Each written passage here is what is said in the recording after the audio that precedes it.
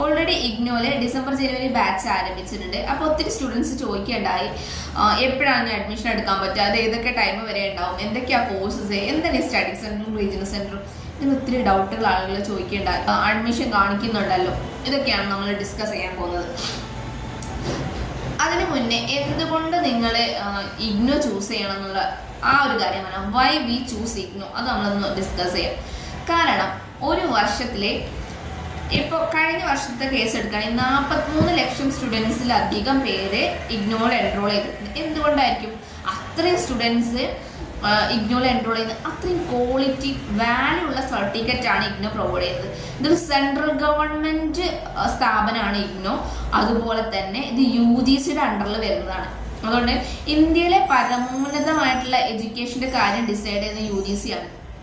അപ്പോൾ UGCൻ്റെ അണ്ടറിലും സെൻട്രൽ ഗവൺമെൻറ്റും കൂടി പ്രൊവൈഡ് ചെയ്യുന്നതായതുകൊണ്ട് തന്നെ നമ്മുടെ സർട്ടിഫിക്കറ്റിൻ്റെ വാല്യൂയുടെ കാര്യത്തിൽ നിങ്ങൾക്ക് ഇനി ഡൗട്ടേ വേണ്ട. 100% എല്ലാ ഡിസ്റ്റൻസ് ഡിഗ്രി സർട്ടിഫിക്കറ്റ് യൂസ് ചെയ്യാൻ പറ്റുന്ന എല്ലാ കാര്യവും നല്ല പെർഫെക്റ്റ് ആയിട്ട് നിങ്ങൾക്ക് യൂസ് ചെയ്യാം. അത്രയും വാല്യൂ ഉള്ള സർട്ടിഫിക്കറ്റ് ആണത്. ഇത് 1985 ഇഗ്നോ സ്റ്റാർട്ട് ചെയ്തത്. ഇഗ്നോ 3 ലെവൽസ് ആയിട്ടാണ് ഇഗ്നോയുടെ പ്രവർത്തനങ്ങൾ നടക്കുന്നത്. ഒന്ന് ഇഗ്നോയുടെ ഡൽഹിയിലെ യൂണിവേഴ്സിറ്റി. ആ യൂണിവേഴ്സിറ്റിയുടെ അണ്ടറിൽ 67 റീജിയണൽ സെന്റേഴ്സ് ഉണ്ട്. കേരളത്തിൽ ഇത് 3 ഉണ്ട്. എല്ലാ സംസ്ഥാനങ്ങളിലും ഉണ്ട്. കേരളത്തിൽ 3 റീജിയണൽ സെന്റേഴ്സ് ആണുള്ളത്. ഒന്ന് Trivandrum, then Kochi, then last one Vadakara. അങ്ങനെ 3 റീജിയണൽ സെന്റേഴ്സ് ആയിട്ടാണ് ഇഗ്നോ അതിൻ്റെ കോഴ്സസും നമ്മുടെ എല്ലാ കാര്യങ്ങളും പ്രൊവൈഡ് ചെയ്യുന്നത് റീജിയണൽ സെന്റർ ത്രൂ ആണ്. ഈ റീജിയണൽ സെന്ററിന് സപ്പോർട്ട് ചെയ്യാൻ വേണ്ടിയിട്ട് സ്റ്റഡി സെന്റേഴ്സ് ഉണ്ട്.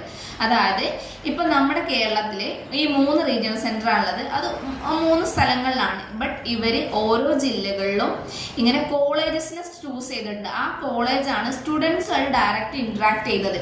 അതായത് നിങ്ങൾക്ക് അവിടെയാണ് എക്സാം ഉണ്ടാവുക. അവരാണ് നിങ്ങൾക്ക് ബാക്കി കാര്യങ്ങളൊക്കെ സ്റ്റുഡൻസുമായിട്ട് കോണ്ടാക്ട് വരുന്നത്. ഈ റീജിയണൽ സെന്റേഴ്സ് അല്ല, സ്റ്റഡി സെന്റേഴ്സ് ആണ്. അവിടെയാണ് നിങ്ങൾ എക്സാം എഴുതുക, അസൈൻമെന്റ് സബ്മിറ്റ് ചെയ്യുക, ഇങ്ങനത്തെ കാര്യങ്ങളൊക്കെ വരുന്നത് ഈ റീജിയണൽ സെന്റേഴ്സിലാണ്, ഈ സ്റ്റഡി സെന്റേഴ്സിലാണ്. പിന്നെ അഡ്മിഷന് 2 ടൈപ്പ് അഡ്മിഷനാണ് വരുന്നത്. ഞാൻ പറഞ്ഞു, ഇപ്പോൾ ഡിസംബർ ജനുവരി ഒരു ബാച്ച് ഉണ്ട്. അതുപോലെ തന്നെ ജൂൺ ജൂലൈയിൽ ഒരു ബാച്ചും കൂടി നമുക്ക് വരുന്നുണ്ട്. അഡ്മിഷൻ എടുത്തു കഴിഞ്ഞാൽ നമുക്ക് 2 ആഴ്ച കൊണ്ട് തന്നെ നമ്മുടെ കൺഫർമേഷൻ മെയിൽ വരും. നിങ്ങൾ കൊടുത്തിട്ടുള്ള ഏതാണോ മെയിൽ, അതിലോട്ട് കൺഫർമേഷൻ മെയിൽ വരും. അതുപോലെ തന്നെ അതിൻ്റെ കൂടെ തന്നെ നിങ്ങളെ ID കാർഡും വരും കേട്ടോ. ആ ID കാർഡ് സെക്യൂർഡ് ആയിരിക്കും. നിങ്ങൾക്ക് രജിസ്റ്റർ ചെയ്യുമ്പോൾ ഒരു എൻറോൾ നമ്പർ കിട്ടിയിട്ടുണ്ടാവും. ആ എൻറോൾ നമ്പർ അടിച്ചു കൊടുത്താൽ നിങ്ങൾക്കത് ID കാർഡ് എടുക്കാം. പിന്നെ ഈ ID കാർഡ് നിങ്ങൾ നന്നായിട്ട് കീപ്പ് ചെയ്യണം. കാരണം 3 വർഷമൊക്കെ നിങ്ങൾക്ക് എക്സാമിന് പോകുമ്പോഴും എല്ലാ ടൈമിലും യൂസ് ചെയ്യേണ്ട ID കാർഡാണിത്. അതുകൊണ്ട് തന്നെ നിങ്ങളത് കീപ്പ് ചെയ്യണം, നന്നായിട്ട് കീപ്പ് ചെയ്യണം. ലാമിനേറ്റ് ഒക്കെ ചെയ്ത് കീപ്പ് ചെയ്യുന്നതാണ് ഏറ്റവും നല്ലത്. അപ്പോൾ അത് വൃത്തിക്ക് സൂക്ഷിക്കണം കേട്ടോ. പിന്നെ എന്തൊക്കെ ഡോക്യുമെന്റ്സ് ആണ് വേണ്ടത്? രജിസ്ട്രേഷന് പോകുമ്പോൾ നമ്മുടെ SSLC സർട്ടിഫിക്കറ്റ് വേണം, നിങ്ങളുടെ ID പ്രൂഫായിട്ട് ആധാർ കാർഡ് വേണം, നിങ്ങളുടെ ഫോട്ടോ വേണം, സിഗ്നേച്ചർ വേണം, പിന്നെ ഇമെയിൽ ID വേണം. ഇത്രയാണ്. ഡിഗ്രിക്ക് പോകുമ്പോൾ +2 വേണേ. ഇത്രയും കാര്യങ്ങളാണ് നമുക്ക് ഡോക്യുമെന്റ്സ് ആയിട്ട് വേണ്ടത്. ഇനി PG ആക്കിയാണ് നോക്കുന്നതെങ്കിൽ ഈ ഡിഗ്രി സർട്ടിഫിക്കറ്റും കൂടി അതിൻ്റെ കൂടെ ആഡ് ചെയ്യും. അതായത് ഡിഗ്രിയുടെ മാർക്ക് ഷീറ്റും സർട്ടിഫിക്കറ്റും വേണം. അഥവാ എന്തെങ്കിലും കാര്യങ്ങളുണ്ട് ഇതൊന്നും ഒറിജിനൽ കോപ്പി ഇല്ലെങ്കിൽ, മീൻസ് മാർക്ക് ഷീറ്റിൻ്റെ ഒന്നും ഒറിജിനൽ കോപ്പി ഇല്ലെങ്കിൽ നിങ്ങൾ സെൽഫ് അറ്റസ്റ്റ് ചെയ്ത കോപ്പി അപ്ലോഡ് ചെയ്യാൻ ട്രൈ ചെയ്യുക കേട്ടോ. അവരത് എന്താണെങ്കിലും നിങ്ങൾക്ക് റിട്ടേൺ മെയിൽ വരും, അത് വീണ്ടും അപ്ലോഡ് ചെയ്യാൻ പറഞ്ഞിട്ട് വരും. അതുകൊണ്ട് തന്നെ സെൽഫ് അറ്റസ്റ്റഡ് കോപ്പി വെക്കാൻ ട്രൈ ചെയ്യാം. ഇനി ഇഗ്നോ നിങ്ങൾക്ക് മെയിൽ അയക്കുകയാണ്, അത് ചേഞ്ച് ചെയ്യണം പറയുകയാണെങ്കിൽ നിങ്ങൾ ആ മെയിലിൽ റെസ്പോണ്ട് ചെയ്താൽ നിങ്ങൾക്ക് അത് ചേഞ്ച് ചെയ്യാൻ പറ്റും. ഇങ്ങനെയാണ് ഇതിൻ്റെ അഡ്മിഷൻ്റെ കാര്യങ്ങൾ വരുന്നത്. ഇനി കോഴ്സസ് 2 ടൈപ്പ് കോഴ്സസ് ആണുള്ളത്. ഒന്ന് ഡിഗ്രി ഉണ്ട്, PG ഉണ്ട് പറഞ്ഞു. കോഴ്സസിൻ്റെ കാര്യം എടുക്കുകയാണെങ്കിൽ 43 ഡിഗ്രി കോഴ്സസും 77 PG കോഴ്സസും അവൈലബിൾ ആണ്. അതിൽ ഡിഗ്രി ഒക്കെ നമുക്ക് മെജോറിറ്റി ഡിഗ്രി കോഴ്സും ഇയർ വൈസും, PG കോഴ്സൊക്കെ സെമസ്റ്റർ വൈസും ആണ്. പക്ഷെ എക്സംഷനും ഉണ്ട് കേട്ടോ. നമ്മുടെ BCA പോലത്തെ കോഴ്സൊക്കെ സെമസ്റ്റർ വൈസ് ആണ് കൊടുക്കുന്നത്. അതുപോലെ തന്നെ തിരിച്ചുമുണ്ട്. അതുകൊണ്ട് തന്നെ നിങ്ങൾ ചൂസ് ചെയ്യുന്ന കോഴ്സ് അനുസരിച്ചാണ് അത് സെമസ്റ്റർ വൈസ് ആണോ ഇയർ വൈസ് ആണോ എന്നൊക്കെ. ഇയർ വൈസ് ആണ് നിങ്ങൾ കോഴ്സ് ചൂസ് ചെയ്തെങ്കിൽ ഇപ്പോൾ ഡിസംബർ ജനുവരി ബാച്ചിൽ നിങ്ങൾ ജോയിൻ ചെയ്യുകയാണെങ്കിൽ നെക്സ്റ്റ് അതേ ടൈമിൽ നിങ്ങൾക്ക് എക്സാം ഉണ്ടാവും. സെമസ്റ്റർ വൈസ് ആണെങ്കിൽ ഇപ്പോൾ ജനുവരി ജോയിൻ ചെയ്താൽ നെക്സ്റ്റ് ജൂലൈയിൽ നിങ്ങൾക്ക് സെം വൈസ് എക്സാം ഉണ്ടാവും. ഇങ്ങനെയാണ് എന്താ പറയുക കോഴ്സസിൻ്റെ കാര്യം വരുന്നത്.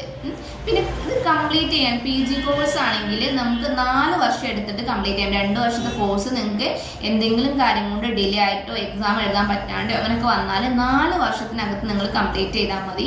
അതുപോലെ ഡിഗ്രി ആണെങ്കിൽ 6 വർഷത്തിനുള്ളിൽ കംപ്ലീറ്റ് ചെയ്താൽ മതി. നിങ്ങളുടെ എക്സാം ഫീസ് പിന്നെ അഡീഷണൽ ആയിട്ട് ആഡ് ചെയ്തിട്ട് നിങ്ങൾക്ക് 6 വർഷത്തിനകത്ത് ഇത് ഫിനിഷ് ചെയ്യാൻ പറ്റും. ഇപ്പോൾ നമ്മൾ 4 വർഷത്തെ കോഴ്സാണ് എടുത്തെങ്കിൽ ഡിഗ്രി 3 വർഷമല്ല 4 വർഷം കൂടി ഉണ്ടെങ്കിൽ അത് ഇപ്പോൾ ഞാൻ പറഞ്ഞു 6 വർഷം കൊണ്ട് കംപ്ലീറ്റ് ചെയ്യും. അപ്പോൾ ആ കേസിൽ നിങ്ങൾക്ക് 7 വർഷം കൊണ്ട് കംപ്ലീറ്റ് ചെയ്താൽ മതി കേട്ടോ. പിന്നെ ഫസ്റ്റ് ഇയർ നിങ്ങൾ രജിസ്റ്റർ ചെയ്താലും സെക്കൻഡ് ഇയർ നിങ്ങൾ രജിസ്റ്റർ ചെയ്യേണ്ടത് ആവശ്യമുണ്ട്. പിന്നെ അസൈൻമെന്റ്സിന്റെ കാര്യം പറയുകയാണെങ്കിൽ നിങ്ങൾക്ക് അസൈൻമെന്റ്സിന്റെ ക്വസ്റ്റ്യൻസും കാര്യങ്ങളൊക്കെ നിങ്ങൾക്ക് അവൈലബിൾ ആവും. നിങ്ങൾ സ്റ്റഡി സെന്റർ ത്രൂ നിങ്ങൾക്ക് തരും.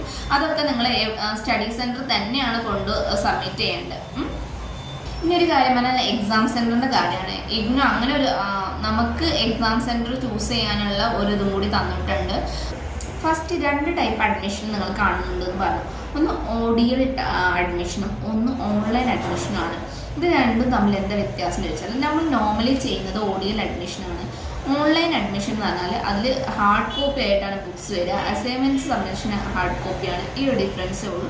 ബട്ട് പ്രത്യേകിച്ച് നിങ്ങൾക്ക് വലിയ ബെനിഫിറ്റ് ഒന്നുമില്ല. അസൈൻമെൻറ്റ്സും കാര്യങ്ങളും ബുക്സും ഹാർഡ് കോപ്പിയാണെന്നും അല്ലാതെ എക്സാമൊക്കെ നിങ്ങൾക്ക് ഓൺലൈനായിട്ട് തന്നെ അല്ല ഓഫ്ലൈനായിട്ട് തന്നെ അറ്റൻഡ് ചെയ്യേണ്ടി വരും. പിന്നെ അതിൽ വളരെ കുറച്ച് കോഴ്സസ് അവൈലബിൾ ആയിട്ടുള്ളൂ.